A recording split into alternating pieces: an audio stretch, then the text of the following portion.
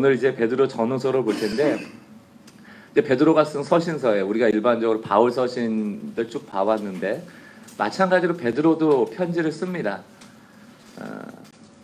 여러분 아시다시피 베드로는 하나님께서 부르실 때 유대인의 사도로 부르셨어요. 또 사도 바울은 이방인의 사도로 부르셔서 늘 베드로와 사도 바울이 서로의 목적에 맞도록 하나님께 쓰임받고 있었다는 걸 잘 알고 있었습니다. 근데 마찬가지예요. 사도 바울도 이방인들 교회에 그 로마 시대 박해가 심했기 때문에 그 박해를 이겨나가야 된다라는 메시지를 전한 것이고, 베드로 전후서도 마찬가지로 흩어져 있는 예루살렘 교회가 핍박받음으로 흩어진 이후에 뭐 로마 교회도 마찬가지잖아요. 흩어진 유대인들로 인하여서 복음이 전해진 것이라면 이방인들만큼이나 흩어진 유대인들도 박해가 심했을 거예요. 왜냐하면 유대 땅도 아니잖아요. 그런 자들에게 어떻게 또 인내하고 살아가야 될 것인가에 대한 이야기들을 적고 있는 겁니다. 한번 저희가 같이 보면서 개관을 보면서 좀 오늘 내용들을 살필 텐데, 간단하게 베드로 전서는 극심한 박해 속에서 이제 결국은 위로하고 격려하는 겁니다. 그런데 늘 사도 바울도 그렇고 베드로도 그렇고 고난을 견디는 방식은 비슷해요. 너희 얼마나 힘드니, 뭐 참아야 돼, 나도 힘든데, 이런 맥락이 아니고 항상 예수 그리스도의 고난을 생각하라는 게 첫 번째고요. 예수가 부활하셨잖아, 이게 두 번째. 논리가 똑같습니다. 그러니까 우리가 고난이 있잖아요. 우리 삶에서도 그때마다 고난을 이기는 방법을 배워야 돼요, 우리가. 근데 그 항상 베드로와 사도 바울이 하는 이야기는 예수님조차도 고난이 있었잖아. 이거 너무 단순한 원리인데 우리가 고난 당할 때 그런 게 잘 생각이 안 나죠. 왜 나만 겪는 고난이냐며, 하나님이신 예수님도 고난을 받으셨어요. 그러니까 예수의 고난을 생각하라. 그리고 그 고난으로 너 안 죽어. 그 끝이 아니야. 부활이 있어. 그 부활은 단지 우리가 육신적으로 죽은 이후에 그 부활하는 마지막 때의 부활이 아니고 우리 삶에서도 하나님이 일으키신다는 얘기예요. 그래서 죽음조차도 이겨내라는 것을 항상 고난과 예수의 부활을 가지고 설명을 합니다. 마찬가지로 오늘도 산 소망을 강조해요. 산다는 게 이제 살았다는 거죠. 이게 부활의 소망을 얘기하는 겁니다. 너희 안 죽어. 결국은 살아. 근데 이 당시 박해라는 게 뭐예요? 네로 시대 박해라는 게 막 너 예수 믿지 마 하고 막 때리고 가고 막 그런 거예요? 교회 못 가게 하고 이런 정도입니까? 아니, 그거는 우리가 그 당시에 그림들이나 성화들을 통해서 볼 수 있듯이 가족이 사자굴 해서 몰살당하는 일들, 어린 아이를 안고 있는 엄마의 사진들이 있는 거 아니에요. 여러분들, 내가 죽는 거는 되지만 그 아이가 있을 때는 우리가 신앙을, 믿음을 고백하기 보통 어려운 게 아니잖아요. 근데 그런 상황들이 그 시대에 있었다는 겁니다. 그때 산소망. 또 산돌이 뭐예요, 여러분? 돌이 뭐 어떻게 살아요? 그러나 그 반석이 되어주신, 우리가 버틸 수 있는 돌이 되어주신다는 거예요. 그래서 예수 그리스도를 머릿돌, 기초돌 이런 얘기를 많이 하죠. 그 건물 전체가 세워지는 데 있어서 흔들리지 않도록 하는. 그러면서 신령한 집으로 너희가 세워져야 된다. 그리고 너희가 어떤 존재인지 그 정체성을 잃어버리면 안 돼. 이 얘기를 쭉 하고 있습니다. 베드로 전서 먼저 한번 띄워놓고 읽어보겠습니다. 1장 1절. 이게 짧은 구절이기 때문에 쭉 전체를 좀 봐도 될 것 같아요. 1장 1절로 2절 제가 읽습니다. 예수 그리스도의 사도 베드로는 본도, 갈라디아, 갑바도기아, 아시아와 비두니아에 흩어진 나그네, 이게 흩어진 이제 유대인들이 되겠죠. 곧 하나님 아버지의 미리 아심을 따라 성령의 거룩하게 하심으로 순종함과 예수 그리스도의 핏부림을 얻기 위하여 택하심을 받은 자들에게 편지하노니 은혜와 평강이 너에게 더욱 많을지어다. 이거를 좀 문학적으로 여러분 이해하실 필요가 있어요. 이 편지를 지금 오늘 내일 죽어가고 있는 사자굴에 들어갈 예약이 되어 있는 사람들에게 읽히기 위해서 지금 편지를 쓰는 거예요. 그러니까 더욱 많을지어다. 3절. 우리 주 예수 그리스도의 아버지 하나님을 찬송하리로다. 이게 언제 찬송하는 거예요? 그냥 우리는 이걸 보면서 찬양해야지, 우리의 삶은 찬양된 삶이어야 돼. 그게 아니고 사자굴에서도 찬송할지어다. 이제 이 메시지거든요. 그의 많으신 긍휼대로 예수 그리스도를 죽은 자 가운데서 부활하게 하심으로 말미암아 우리를 거듭나게 하사 산 소망이 있게 하시며 썩지 않고 더럽지 않고 쇠하지 아니하는 유업을 잊게 하시나니 곧 너희를 위하여 하늘에 간직하신 것이라. 하늘에 간직했으니 지금 보여요, 안 보여요? 안 보이잖아요. 그러나 이것을 소망 삼고 살아가야 된다. 5절 너희는 말세에 나타나기로 예비하신 구원을 얻기 위하여 믿음으로 말미암아 하나님의 능력으로 보호하심을 받았느니라. 6절부터 9절까지 같이 읽습니다. 시작. 그러므로 너희가 이제 여러 가지 시험으로 말미암아 잠깐 근심하게 되지 않을 수 없으나 오히려 크게 기뻐하는도다.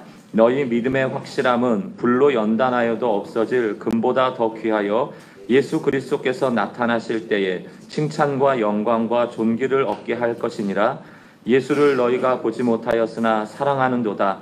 이제도 보지 못하나 믿고 말할 수 없는 영광스러운 즐거움으로 기뻐하나니 믿음의 결국 곧 영혼의 구원을 받음이라. 6절 보세요. 여러 가지 시험으로 말미암아 너희가 근심하게 됐다 할 때 항상 잠깐. 왜? 이 근심은 지나간다 안 지나간다? 반드시 지나간다는 거예요. 그러므로 우리가 고난 가운데도 오히려 기뻐한다. 사랑하는 성도 여러분, 이걸 그냥 삶의 원칙으로 삼으셔야 돼요. 그러니까 이거는 베드로는 그럴 수 있지, 이 당시는 그럴 수 있지. 근데 나는 아니야를 자꾸 얘기하니까 우리의 삶에 변화가 없는 거예요.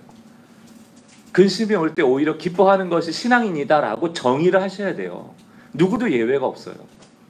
우리가 이것의 예외를, 나 자신을 예외로 두는 순간 자꾸 신앙들이 어떤 원리 원칙들이 무너지기 시작하는 거예요. 그러면서 7절, 8절, 9절 중에서 8절 보시면 예수를 너희가 보지 못하였대요. 우리도 못 봤죠.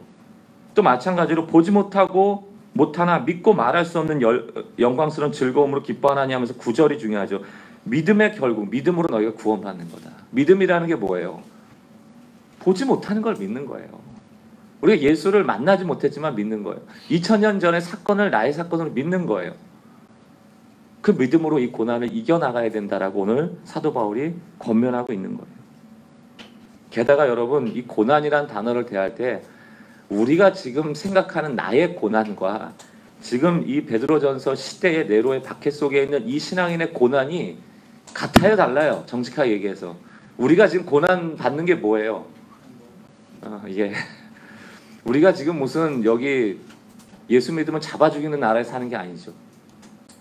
우리는 그거는 이미 다 구원받았어요. 그럼 사실 행복해야 되는 거예요. 이 당시 사람들에 비하면 훨씬 행복해야 되는데 지금 우리에게는 상대 빈곤이 너무 커요. 사람하고 비교하고 신앙의 잣대가 아니고 그냥 누군가와의 잣대를 가지고 늘 나를 비교하면서 또 저렇게 되어야 된다라는 잘못된 기대감 속에서 그것이 되지 않을 때 낭망하면서 끊임없이 그거를 고난이라고 여기면 성경을 보니까 이 메시지가 우리에게 주어질 수가 없는 거예요. 이게 고난 그러면 무언가 내가 복음 때문에 고난받고 있나?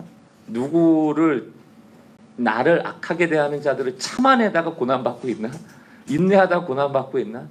뭐 이런 류의 고난도 아니고 끊임없이 이기적으로 나가면서 그것들을 성취하지 못하는 것에 대한 어떤 잘 안 되어지는 것들에 대한 어떤 불편함, 그것을 고난이라고 여기잖아요. 욕심, 또 그리고 막 힘든 거, 이게 막 끊임없이 이기적으로 신앙심이 가거든요. 그러면 성경에서 좀 이제 고난을 이길 거다 이런 얘기만 나오면 더 잘 될 것 같다 이런 장밋빛 꿈을 꾸고, 그 전혀 달라요. 그러니까 우리 행복하지 않을 이유가 없습니다. 사실은 이 당시를 보면 우리가 성경을 읽어야 되는 이유도, 배경을 알아야 되는 이유도, 이 성경 다 안 읽어도 이 배경만으로도 우리는 충분히 행복해야 돼요. 지금. 그리고 우리 고민해야 됩니다. 왜 나는 지금 행복하지 않을까? 무엇을 행복이라고 여기고 있을까? 또 왜 나는 고난에 대해서 왜 이렇게까지 이렇게 예민할까? 도대체 고난이 뭘까? 이런 걸 한번 성경에 빗대서, 이 배경에 빗대서 봐야 될 필요가 있죠. 13절. 그러므로 너희 마음에 허리를 동이고 근신하 예수 그리스도께서 나타나실 때 너희에게 가져다 주실 은혜를 온전히 바랄지어다. 이 바랄지어다가 소망이에요. 너희가 순종하는 자식처럼 전에 알지 못할 때 따르던 너희의 사욕을 본받지 말고 오직 너희를 부르신 거룩한 이처럼 너희도 모든 행실에 거룩한 자가 되라. 21절. 너희는 그를 죽은 자 가운데서 살리시고 영광을 주신 하나님을 그리스도로 말미암아 믿는 자니 너희 믿음과 소망이 하나님께 있게 하셨느니라. 너희가 진리를 순종함으로 너희 영혼을 깨끗하게 하여 거짓 없이 형제를 사랑하기에 이르렀으니 마음으로 뜨겁게 서로 사랑하라. 너희가 거듭난 것은 썩어질 씨로 된 것이 아니요 썩지 아니할 씨로 된 것이니 살아있고 항상 있는 하나님의 말씀을 되었느니라. 이 말씀도 마찬가지예요. 우리가 서로 사랑하라 그러니까 옆에 있는 형제하고 더 알고 뭐 친해지고 다 좋아요. 제가 늘 구구단처럼 얘기하지만 친해지고 밥 먹고 같이 다니고 다 좋아요. 그러나 이 베드로 전서에서 말하는 뜨겁게 사랑하는 것과 우리가 지금 그런 것이 다르다는 얘기예요. 지금 이 그림을 그려보세요. 지금 이 공동체가 지금 어떠하고 있고 이 공동체 내부적으로 어떤 어려움이 있었을까를 생각해 보라고요. 모여서 무슨 얘기를 하고 있었을까요? 이 공동체가 모일 때마다 누구누구네 집 지금 끌려 들어갔대요. 누구누구네 고모 지금 애기하고 같이 죽게 생겼대. 우린 어떡하지? 우린 어떡하지? 난 아무래도 포기해야 될 것 같아. 난 예루살렘을 돌아갈래. 상상을 해보세요. 이 시대를. 그때 피차 뜨겁게 사랑하라. 이게 뭘까요? 이게 단순하게 친하게 지내자는 얘기예요. 서로를 격려하라는 거예요. 죽음으로 나가는데. 괜찮아. 우리 소망이 있잖아. 우리 하나님 버리지 말자. 믿음 지키자. 이거는 눈물 없이는 고백할 수 없는 관계예요. 왜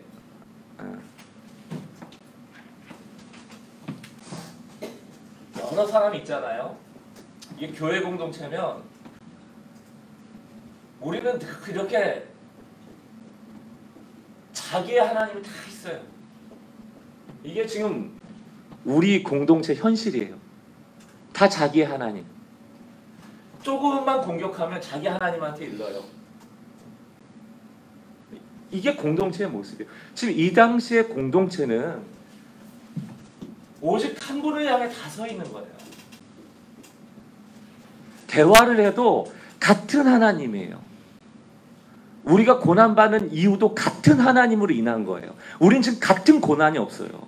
이게 문제예요.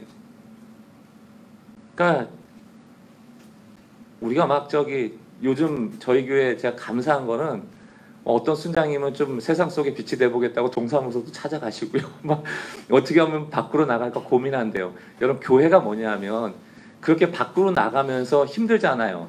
또 예수의 복음을 전하다 보니까 막 저항도 받잖아요. 그런 아픔을 가져와야 되는 거예요. 그리고 무엇이 나누어져야 되냐면 야 나 이번 주에 좀 복음을 전하려고 혹은 내가 하나님의 영광을 해서 동사무소 갔는데 그게 잘 안 됐어. 어머 너도 안 됐구나. 나 이번에 거기 갔는데 내가 힘들었잖아. 이런 게 나눠져서 괜찮아. 우리 다시 한번 해보자. 이게 어찌 보면 베드로 전서에서 교회에서 공동체예요. 한 하나님으로부터 인하여 오는 고난, 역경 이것을 함께 이겨보자라는 것이 공동체이지 각자 이기심을 위하여 욕심을 위하여 뛰어야 다니다가 거기서 오는 어려움을 여기다 쏟아놓고 조금만 관계적으로 어려우면 나의 하나님을 쫓아가서 고발하고 너 잘 되나 보자. 여러분 지금 교회 공동체가 얼마나 초대교회와 또 하나님이 바라시는 모습과 어긋나 있는지 모릅니다. 이거 회복해야 돼요. 그래서 오늘 우리가 계속 로마서를 보고 있는 거예요. 왜냐하면 성도들이 다 복음 하나에 집중해야 된다. 그리고 복음으로부터 고난 받아야 한다. 그리고 복음으로부터 오는 고난으로 말미암아 서로를 위로해야 된다. 살면서 일어나는 어려움들은요. 여기 뭐 각 가정 저도 이렇게 눈만 마주쳐도 각 가정에 어려움 있잖아요. 죄송하지만 그건 다 겪는 거예요. 죄송합니다. 다 겪는 거예요. 나만 겪는 게 아니에요. 그건 이 땅에 발을 딛고 살아가는 동안 필연적인 거예요. 그걸 위로하지 말자는 게 아니에요. 그게 작다는 게 아니에요. 그러나 교회 공동체는 그거 위로하려고 있는 공동체가 아니에요. 목사님 섭섭합니다. 아니 저한테 섭섭해하지 말고 베드로한테 섭섭해하시라고요. 이게 지금 베드로의 얘기예요. 24절 그러므로 모든 육체는 풀과 같고 그 모든 영광은 풀의 꽃과 같으니 풀은 마르고 꽃은 떨어지되 오직 주의 말씀은 세세토록 있도다. 그죠? 그러면서 25절 오직 주의 말씀은 세세토록 있도록 하였으니 너희에게 전한 복음이 곧 이 말씀이다. 그러므로 우리에게 주신 예수 그리스도의 복음의 말씀 부활의 소망은 결코 사라지지 않는다. 꽃은 마르고 풀은 시든다는 게 뭐예요? 우리 죽을 수 있다. 이 공동체 안에서 왜 이런 얘기들이 나왔는가? 이게 쉽게 우리가 고백하고 찬양할 게 아니고 이게 죽음을 앞두고 고백하는 공동체 고백이라는 거예요. 2장 그러므로 모든 악독과 모든 기만과 외식과 시기와 모든 비방하는 말을 버리고 갓난 아기들 같이 순전하고 신령한 젖을 사모하라. 이는 그로 말미암아 너희로 구원에 이르도록 자라게 함이라. 여러분 지금 사자굴에 들어가게 생겼는데 뭐 서로 악독하고 시기하고 질투하고 이게 무슨 의미가 있어요? 우리가 지금 먹고 살만하니까 서로 싸우는 거예요. 3절 너희가 주의 인자하심을 맛보았으면 그리하리라. 사람에게는 버림받았으나 하나님께는 택하심을 입은 보배로운 산돌이신 예수께 나아가 너희도 산돌같이 신령한 집으로 세워지고 예수 그리스도로 말미암아 하나님이 기쁘게 받으실 신령한 제사를 드릴 거룩한 제사장이 될지니라 라고 하면서 9절 같이 한번 읽어보겠습니다. 시작. 그러나 너희는 택하신 족속이요 왕같은 제사장들이요 거룩한 나라요 그의 소유가 된 백성이니 이는 너희를 어두운 데서 불러내어 그의 기이한 빛에 들어가게 하시니에 아름다운 덕을 선포하게 하려 함이라. 10절 너희가 전에는 백성이 아니더니 이제는 하나님의 백성이요 전에는 긍휼을 얻지 못하였더니 이제는 긍휼을 얻은 자니라. 여러분 제사장답게 택함 받은 백성답게 그렇게 신앙생활을 하라는 겁니다. 나의 정체성을 환난 가운데서 잃어버리지 말라는 거예요. 18절 보겠습니다. 사환들아 범사의 두려움으로 주인들에게 순종하고 선하고 관용하는 자들에게만 아니라 또한 어떤 자들에게도요? 까다로운 자에게도. 20절 말씀 같이 한번 읽어보겠습니다. 시작. 죄가 있어 매를 맞고 참으면 무슨 칭찬이 있으리요? 그러나 선을 행함으로 고난을 받고 참으면 이는 하나님 앞에서 교회 공동체 안에서 여러분 삶에서 까다로운 사람들 만나죠. 여러분 악하게 대하는 사람 만나죠. 그때 우리가 생각해야 될 또 하나의 정답이 나오는 거예요. 누구를 생각하라? 예수 생각하라는 거예요. 예수님도 그러하였다. 그 뒤에 보십시오. 22절 그는 죄를 범하지 아니하시고 그 입에 거짓도 없으며. 우리는 욕 당할 만하다니까요. 우리는 핍박 받아도 된다니까요. 왜? 죄가 많아요. 죄가 많아요. 여러분 저기 교통법규 어겨가지고 딱지 하나 받을 때 억울해요? 저는 안 억울하던데. 엄청 안 걸린 적이 많거든요. 막 유턴도 몇 번을 해서 한 번도 걸린 적이 없었는데 어느 날 갑자기 아주 신호등 좀 지나간 것 때문에 티켓이 날라오고 막 그래요. 그거 억울해요? 하나도 안 억울해요. 원래 10개 받아야 되는데 1개 받았잖아요. 그거예요 지금. 예수는 죄가 없었는데도 오해당하고 까다로운 사람들을 만나고 멸시를 당했는데 우린 죄가 있는데 뭐가 억울하냔 말이죠. 네. 제 얘기가 아닙니다. 베드로가 지금 얘기한다는 얘기예요. 23절 욕을 당하시되 맞대어 욕하지 아니하시고 고난을 당하시되 위협하지 아니하시고 오직 공의로 심판하시는 이에게 부탁하시며. 이게 뭡니까? 우리에게 기도죠. 여러분 인간관계에 어려우면 기도하셔야 됩니다. 제가 신앙생활하면서 적어도 하나는 알아요. 인간관계 어려울 때 기도하면 그거 풀려요. 관계는 우리가 푸는 게 아니에요. 어제도 어떤 형제 만나서 가정 일을 얘기했지만 뭐 서로 독을 품고 옳다 얘기하죠. 그거 안 먹힙니다. 우리가 왜 끝까지 싸우는가? 누군가가 그 옳다 하는 것을 멈추지 않기 때문에 싸우는 거예요. 왜 복수가 계속되는가? 옳다 하는 것을 계속 주장하기 때문이에요. 죽이고 그 다음에 너희 아버지가 내 원수야 죽이고 너희 아버지가 내 원수야 죽이고 이거 언제 끝나요? 누군가가 참아야 끝나죠. 그래서 제가 그 형제한테도 다 듣고 야, 그 사람 진짜 나쁜 인간이네 엄청 욕해준 다음에 한 얘기가 뭐예요? 손잡고 좀 부탁 좀 할게요 형제. 좀 참아요. 여기서 참지 않으면 어려워진다. 어떻게 참냐고. 벽이 되시라고. 벽이 되면 된다. 제가 이제 발견한 거는 벽이 돼야 돼요. 뭐라고 막 하면 그러시군요. 아유 제가 몰랐어요. 네 그렇죠. 이러면서 좀 이렇게 냉정하게 벽처럼. 그게 참는 거예요. 우리가 할 수 있는 게 그거 아니에요. 그냥 하고 싶으면 참는 거. 근데 그게 의를 낳는다는 겁니다. 그래서 그 뒤에 보면 이제 아내와 남편 얘기가 나와요. 저 희한한 구조입니다. 그래서 3장 1절에 보면 아내들아 이와 같이 자기 남편에게 순종하라. 이는 혹 말씀을 순종하지 않는 자라도 말로 말미암지 않고 그 안에 행실로 말미암아 구원을 얻게 하려 함이라. 한국 교회는 이 덕을 많이 봤죠. 여자분들 예수 잘 믿어서 참 잘 섬겨줘서 남자분들이 교회 오는 일들이 많아졌어요. 이거 아주 훌륭한 일입니다. 4절 말씀 좀 여러분들 여기 여자분들 계시는데 오늘 새벽에는 해당하지 않지만 이제 낮에는 해당할 수 있어요. 오직 마음에 숨은 마음을 온유하고 안정한 심령으로 썩지 않을 것으로 알아. 이는 하나님 앞에 값진 것이다. 3절 너희의 단장은 머리를 꾸미고 금을 차고 아름다운 옷으로 입는 외모를 하지 말고. 그죠? 오늘은 외모를 하고 싶어도 이 새벽에 못 하고 왔으니까 숨은 마음으로 하고 오셨으나 새벽 끝나고 자고 딱 나갈 때는 또 엄청 치장하잖아요. 그게 진짜 내가 아니에요. 숨은 마음으로. 7절은 남편들아 이와 같이 지식에 따라 너희 아내와 동거하고 그를 더 연약한 그릇이요 또 생명의 은혜를 받아 이어받을 자로 알아 귀히 여기라. 이는 너희 기도가 막히지 않게 하려 함이라.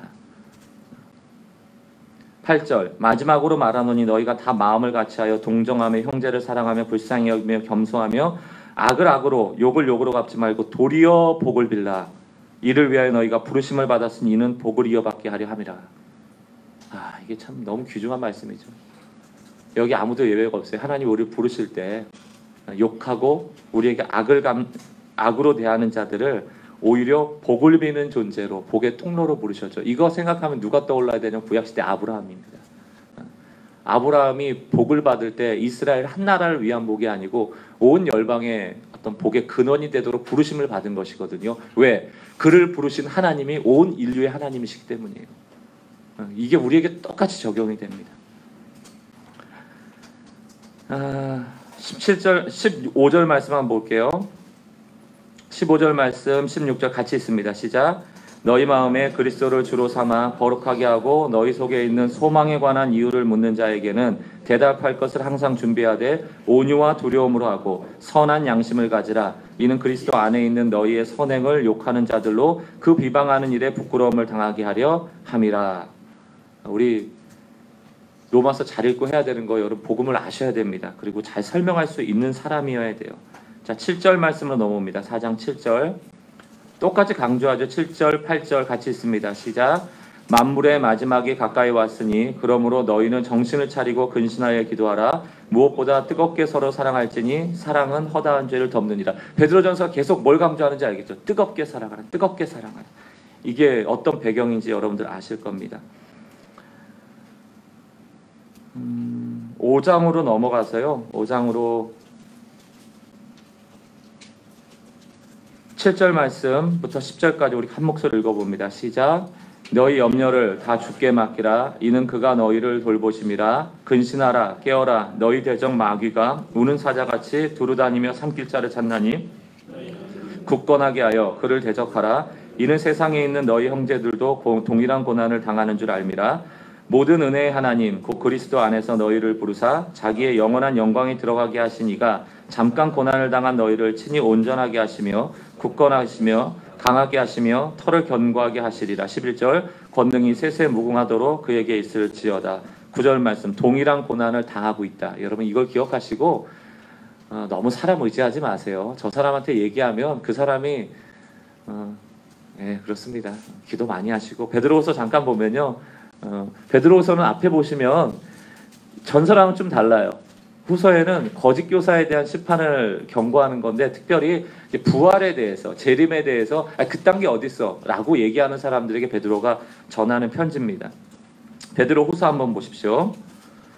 베드로후서 3절부터 제가 빠른 속도로 읽어보겠습니다. 3절 그의 신기한 능력으로 생명과 경공에 속한 모든 것을 우리에게 주셨으니 이는 자기의 영광과 더불어서 우리를 부르신 이를 알므로 말미암습니다. 여기서 알매다 여러분 동그라미 쳐놓으셔야 돼요.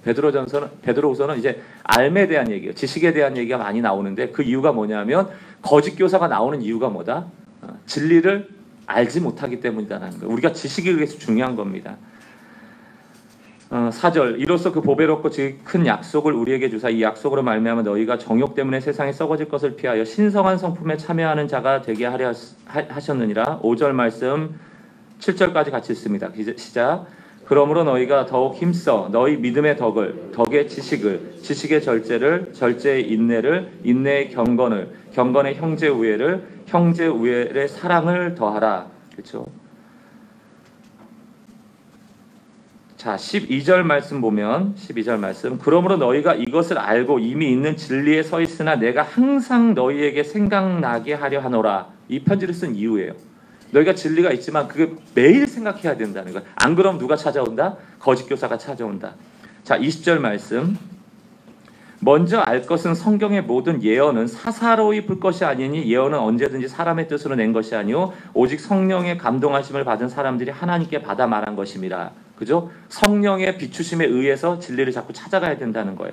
2장 1절 그러나 백성 가운데 또 거짓 선지자들이 났나니 이와 같이 너희 중에도 거짓 선생들이 있으리라. 그들은 멸망하게 할 이단을 가만히 끌어들여 자기들의 사신주를, 그러니까 자기들의 사신주, 이게 여기서 사신주는 부활하신 주를 얘기하는 거예요. 부활하신 주를 부인하고 임박한 멸망을 스스로 취하는 자들이다. 그죠?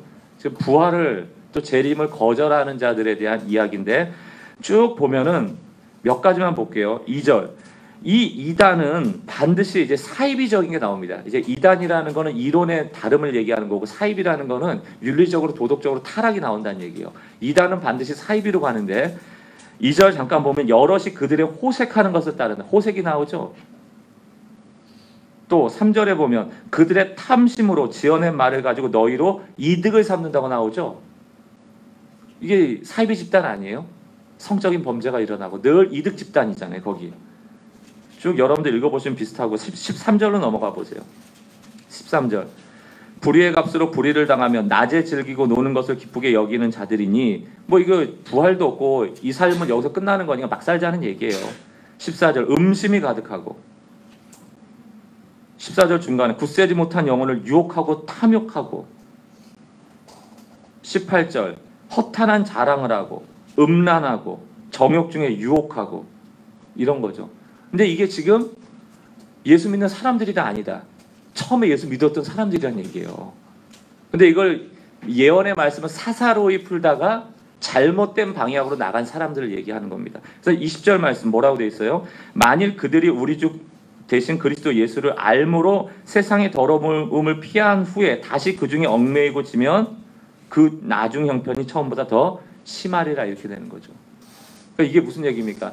진리를 알다가 잘못되면 진리를 알기 전보다 더 심해지니까 얘들이 이렇게 됐다. 이게 결론이 아니고 우리는 진리에서 멀어지면 안 된다. 그 얘기를 하는 거예요. 3장 3절 먼저 이것을 알지니 말세에 조롱하는 자들이 와서 자기의 정욕을 따라 행하며 조롱하며 이르되 주께서 강림하신다는 약속이 어디 있느냐 조상들이 잔으로부터 만물이 처음 창조될 때와 같이 그냥 있다 하니 이는 하늘이 예적부터 있는 것과 땅이 물에서 나와 물로 성립된 것도 하나님의 말씀으로 된 것을 그들이 일부러 잊으려 함이로다. 왜 일부러 잊으려고 할까요? 그래야지 앞에 나와 있는 불법을 저지를 때 편하잖아요. 그냥 이 땅은 예수 믿었으니까 됐고 구원 받았으니까 됐고 즐기면 돼. 이게 요즘으로 얘기하면 구원파적인 거죠. 과거와 현재, 미래, 지을 죄조차도 모두 다 해결하셨으니 우리는 막 살아도 된다는 거예요. 성경은 절대 그것을 말하고 있지 않습니다.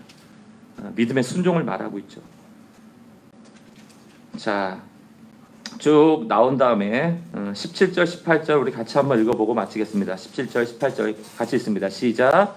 그러므로 사랑하는 자들아 너희가 이것을 미리 알았은즉 무법한 자들의 미혹에 이끌려 너희가 굳센 데서 떨어질까 삼가라. 오직 우리 주 곧 구주 예수 그리스도의 은혜와 그를 아는 지식에 자라가라. 영광이 이제 영원한 날까지 그에게 있을지어다. 이제 이해가 되시죠? 베드로 전서는 고난 가운데 있는 성도들에게 산돌과 산소망이 되어주심으로 고난을 이겨라, 참아라, 그리고 뜨겁게 사랑해라. 지금 사자굴에 들어가는 자를 격려하고 위로하고 부활의 소망을 전하라. 같이 울어주라는 거예요. 베드로 후서는 진리를 정확히 하려는 거예요. 말씀 보라는 거예요. 너희가 무슨 복음을 들었는지 깨달아야지. 안 그러면 가만히 미혹하는 자들이 들어와서 이전보다 형편을 더 심하게 만들 것이다. 그죠? 그러니까 우리 진리를 잘 알아야 합니다. 그리고 우리에게 물어오는 자들 있잖아요. 야, 너는 고난 중에 어떻게 그렇게 웃고 다녀? 너는 고난 당했는데 어떻게 그렇게 평안해? 이런 거 묻는 자들에게 우리의 소망이 어떠한지를 말할 것을 준비해야 돼요. 그래서 우리 교회가 자꾸 이렇게 로마서도 외우시라 공부처럼 하고 10월 달에 이제 제자 양육 훈련도 하는 것도 저희는 다 어찌 보면 교회 일꾼을 쓰는 것도 뭐 중요하지만 좀 누군가가 물어왔을 때 아유 나는 몰라. 모르는데 너 뭐 교회만 가는 거야? 아 그냥 어쨌든 복 받으려고 하지. 이 황제의 복음을 은연중에 전하고 있단 말이에요. 그게 이제 본심이 나와버리는 거죠. 내 마음에 있는 게 나오는 거예요. 그러나 우리가 말할 것을 미리 준비해 놓고 사실은 예수는 이런 분이야. 너 신앙생활 한번 해보면 안 되겠니? 복음을 듣도록 초청도 하고 모르는 게 있으면 물어보면 대답할 것도 준비하고 그게 결국 복음을 전하는 거죠. 우리는 우리 편한 대로 자꾸 공식을 만들어 예수 믿으라는 거예요. 예수 믿으라는 거예요. 그 예수가 누군지도 설명 안 하고 그 믿음이 무엇인지도 설명 안 하고 그냥 아멘하면 구원받는다? 이렇게까지 대놓고 하진 않지만 대부분은 그 얘기예요. 나는 잘 모르니까 목사님 만나보라고 그러고